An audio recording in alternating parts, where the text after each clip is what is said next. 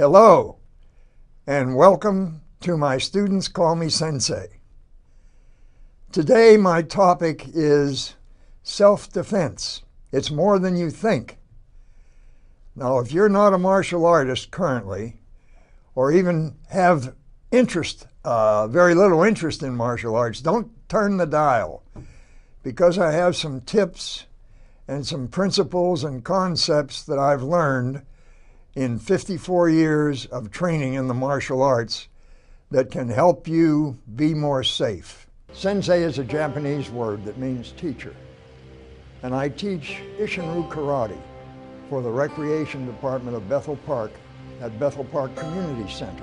I've been in Isshin-ryu Karate for over half a century, and it's been my observation the violence is always emphasized, but the better virtues of karate is seldom seen.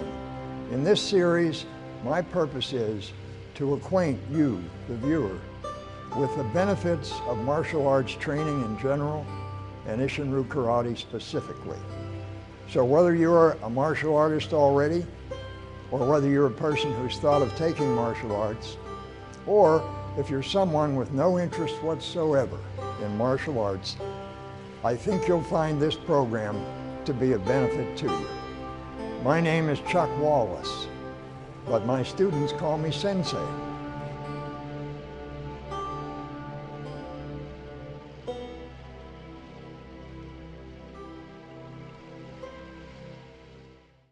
Self-defense, of course, is the primary reason that most people enroll in martial arts schools or classes. Self-defense, to defend themselves against personal attack by other human beings. It could be muggers, it could be hoodlums, it could be gangs of rowdies. Whatever it is, in karate training, you can learn how to use the natural weapons of your body, the hands, the feet, the elbows and the knees, and even sometimes the head, to defend yourself against attackers coming at you from different directions. Karate was designed for defense against more than one attacker. Someone who takes karate usually begins the training because they want to learn to defend themselves. However, as time goes by, they become less focused on the self-defense aspect and more focused on the art of karate. However, in the general area of self-defense, over the years, my ideas of self-defense have greatly expanded. So self-defense today, in my opinion, involves a lot more than just being able to defend yourself against imminent attack by other human beings. The most important part of self-defense is preventative self-defense, staying out of harm's way, not being involved in troublesome situations. And these are some of the things that I'm going to be talking about today. One of the areas where, as I mentioned, self-defense is important is in personal defense. Now, there are things we can do to keep out of harm's way. Some of the things are when walking along the sidewalk at night, stay closer to the street side as opposed to the doorways of the businesses that you might be passing, or the alleys that you tend to cross. Stay over toward the street. Allow yourself some room to maneuver or escape should you be attacked. Be aware, be alert, and be aware. Awareness is so important. Martial arts training teaches awareness at every level. Be aware of what's going on around you. Once you achieve general awareness, you can begin to develop situational awareness. In other words, keep your eyes and ears open. Be alert to situations that are evolving, situations that could be dangerous or troublesome to you that could threaten your safety. This is a very important way to keep out of trouble. Now, some people are very oblivious to what's going on outside their own little sphere, and you need to be more open in that respect. That's very important. Another area of violence today is road rage. Most everyone has experienced road rage, either that they themselves have participated in or that have been thrust upon them by other motorists. Now, one way to avoid road rage is to not encourage it.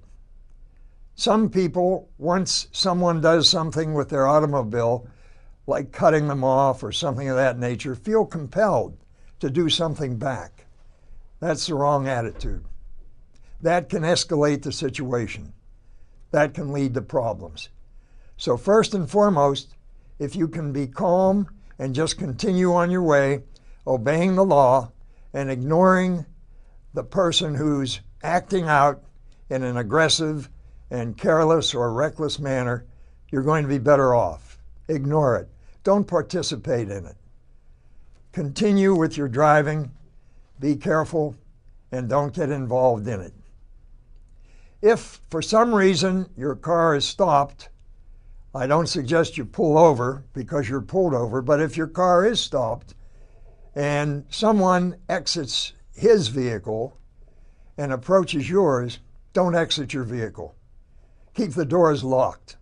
Perhaps you can crack the windows just a little bit so that you can hear what's being said. But the biggest mistake that some people make is to exit the vehicle. I teach my karate students to apologize, to try to calm the situation down. Now, when you've trained in karate, you have some confidence that you can defend yourself. You don't feel a need to show your skills to someone who's acting out in a threatening way.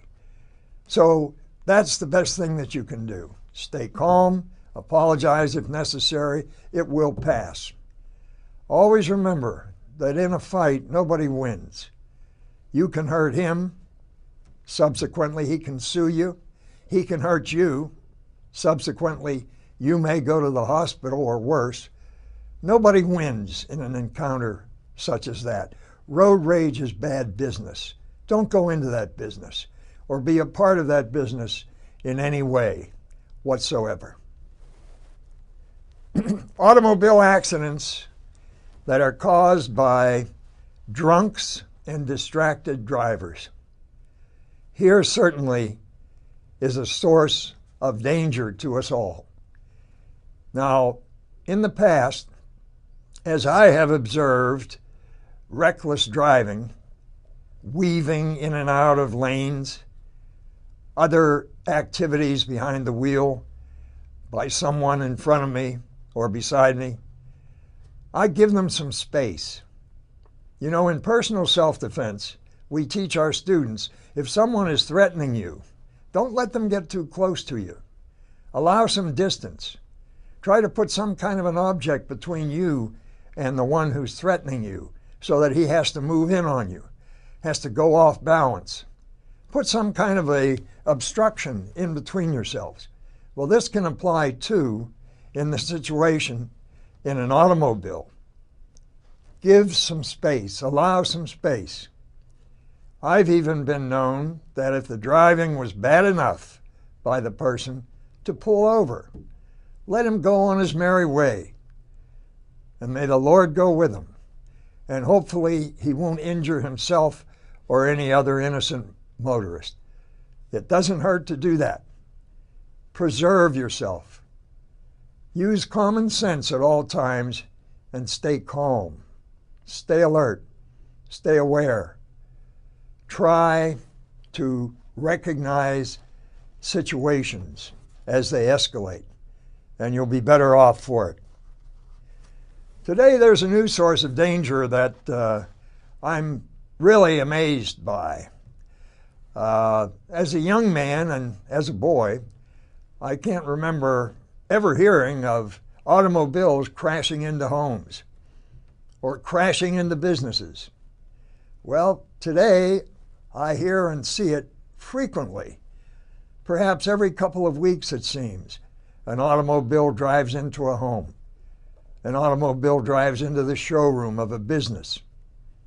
The only good side is that I haven't really heard of any fatalities or serious injuries that have occurred as a result of that. How do we defend ourselves against that threat, against that possibility? That's a very good question. There's not much you can do.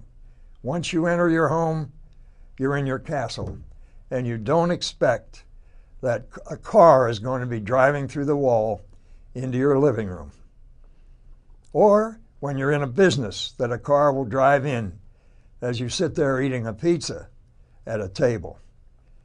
But with general awareness, you may pick up on something as it approaches an automobile at a rapid pace, and you may be able to jump to safety.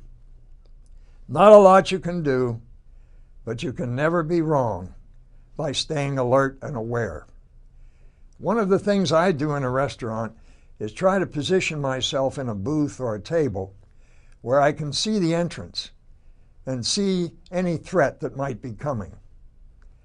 This can help me to understand what's going on.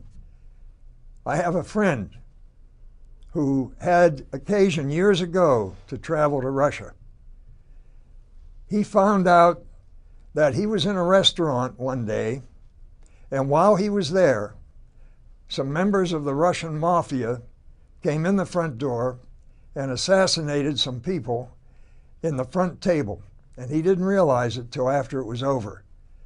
He wasn't alert at that point. He wasn't aware. He had no opportunity to avoid or evade because he didn't realize what was happening. Fortunately, it turned out well for him. But I think the story makes a point that anything can happen to any of us at any time. And we owe it to ourselves to be alert and aware. That's important. Another source of danger to us today is random acts of deranged shooters. Now, I'm thinking back to the mall shootings that have happened over the years. Once again, there's not a lot you can do in this event. However, I do remember that the authorities gave 3 words that you could follow that they suggest. Run is number 1. If you see something occurring, first option, run. Second option, hide. The third option, fight. Now, that third option is when it becomes a matter of fighting or being shot up close. Run is first, hide is second, fight is third. Not my words, but the words of the authorities that have spoken about this particular danger. There are accidents we cause or contribute to by distracting ourselves. Now, this is the one threat that we can control.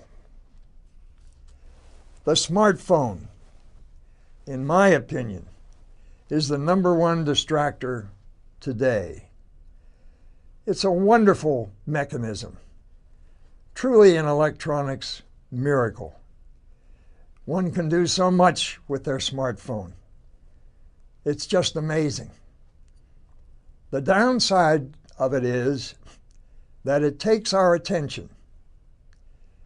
Now, I have seen and read that science believes the human brain can only focus entirely on one subject at a time. This is one reason that the ki was developed, the shout of spirit in karate. We ki to an attacker. That distracts him. For that split second, we can kick or punch or chop or whatever, even run. It's a distractor. Well, so is the smartphone. And today I see people using their smartphones everywhere. Everywhere I go.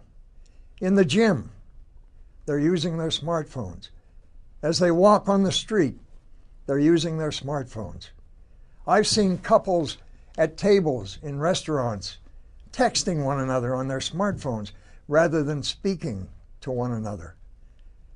It's really excessive.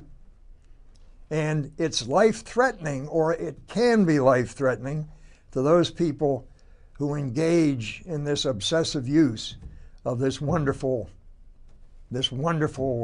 mechanical miracle. So I would advise everyone, enjoy your smartphone. It's really great, but use it sparingly, use it intelligently, and whatever you do, don't use it while you're driving, especially to text. Driving while texting, they say, is more dangerous than driving while inebriated. So the smartphone is a great distractor that you need for your own protection to limit its usage. Now, there are some principles that I've learned from Isshin-Ryu Karate over the years that have helped me to stay safe and to advise the students I have to stay safe. I, of course, have mentioned to stay alert and stay aware, and you can also strive to be 100% present to the moment, 100% present to each moment. Now, Isshin-Ryu Karate is one thing that you can't do while thinking of something else. It just can't be done. When you're doing your katas or your techniques or you're doing sparring, you must have your full attention on the present moment, on what you're doing right then. In the course of teaching karate, I often have said to my students, what's the most important move in this kata? And my answer for them is, the move I'm doing right now. Not the move I did before, or the move I'm about to do after the one I'm doing now, but the one I'm doing right now. That's the most important move. And it's important that you keep that in mind in your daily life. For safety, for maximum efficiency in your schoolwork, in your job, whatever it is you might be doing, in your sport, in your hobby, 100% attention to the present. That's the best way to go. Now, recently, I advanced 3 of my young students that I teach at the Bethel Park Community Center to the rank of brown belt. Their ages, 11, 15, and 15. And I asked them to turn in to me on the day of their test a 1-page essay telling me the benefits they have received from their Isshin-Ryu Karate training. And in each case, I was amazed at how eloquent these essays were. And they had one common thread. Their study of martial art, specifically Isshin-Ryu Karate, helped them focus more on everything they did, even their schoolwork. Their grades have improved. 2 of them are in music at school. Their music got better, and their enjoyment of it, they said, was increased. It pays. And the training in martial arts can help in that regard. Another of the concepts that I believe is so very important is do not diminish today by thoughts of yesterday or tomorrow. Well, we've all heard that, just like we've heard live in the present. But how many of us abuse that rule? I know from time to time I certainly do, but I'm working to not do so. Once again, as an example from Isshin-Ryu Karate, when I see students competing in kata competition or kumite, which is the sparring at tournaments, in kata, if they make a mistake, and if I happen to miss that mistake as I was judging or watching them, sometimes they make a face. From that point forward in that kata, it's not what it would have been had they not made the mistake. And I believe it's because they dwelled upon that mistake. And that affected their performance from that point forward. One can't do that. I've seen it work in the sparring competition, where someone is scored upon by his opponent, and he puts his mind at that level, at that score. How did that ever happen to me? How could I have let that happen? And as a result of that, he's scored upon again within a matter of seconds. He's distracted. He has distracted himself with regret about what he missed in terms of a block or whatever. On the other hand, I've seen it work in the other direction. I've seen someone in the sparring score a point, a good point, and I could tell that he was very happy with having done that, and he celebrated that. And in the celebration, he was living in the past, in what happened, and that made him vulnerable to be scored upon by his opponent, and he brought that on to himself. So when one makes a mistake, move on. When one does something well, move on. Celebrate later. I once was watching a professional football game where someone was running, I don't know how many yards he'd gone, but he stopped to celebrate before getting over the line, before getting into the end zone. I was amazed. Had I been his coach, I think I would have had something to say about that. That was taking a risk. Celebrate later. Don't celebrate right away. So stay in the present. Stay alert and stay aware. And develop situational awareness. Very important.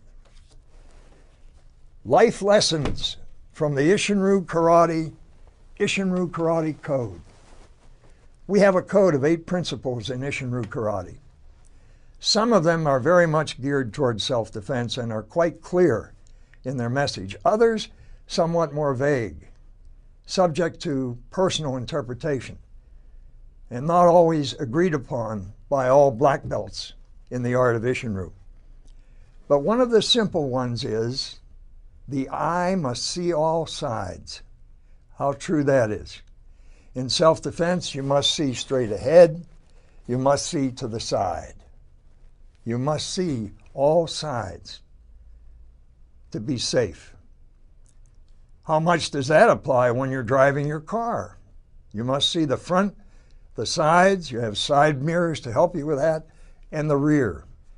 The eye must see all sides. Now, there's a more philosophical meaning to this. And that is that you should see the side of your opponent, the side of your antagonist. See his side. See it from his point of view. And that will help you understand what's going on. That will help you stay calm. That will help you stay focused and keep you relaxed. The eye must see all sides, meaning physically and philosophically. This is an important adjunct to the idea of staying safe. The ear must listen in every direction. We need to hear what's going on. We need to hear big trucks as they're coming from behind to pass us on the highway. We need to hear as much as we can. Now, both of these principles in karate are tied to the fact that in an emergency situation, when you're attacked, you tend to have tunnel vision. You don't see all sides. Your hearing capacity diminishes, and that can be a problem. So these 2 principles of the Isshinryu Code were designed for that, but we can use them for other purposes, for purposes of staying safe. Another one is a person's unbalance is the same as weight. A person's unbalance. Which means that in a physical sense, if we're leaning forward as we attack or defend, That's a state of unbalance. A smart karate man, a skilled aikidoist or judo man can take advantage of our unbalance and take us to the floor. So a person's unbalance can be used against him. And your opponent's unbalance, or your own unbalance, can be used against you. Unbalance can be physical. Unbalance can be mental or emotional. If you're upset about something, you're unbalanced. It's like a weight, and it's a weight that can drag you down and can bring you right into harm's way as quick as a wink. A person's unbalanced.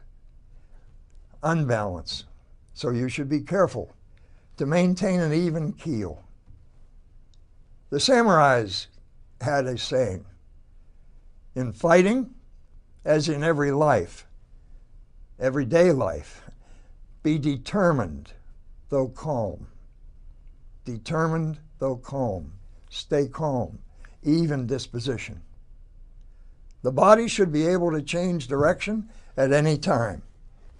That's important, to be able to move out of the way if a car is coming up on the curb. Very important.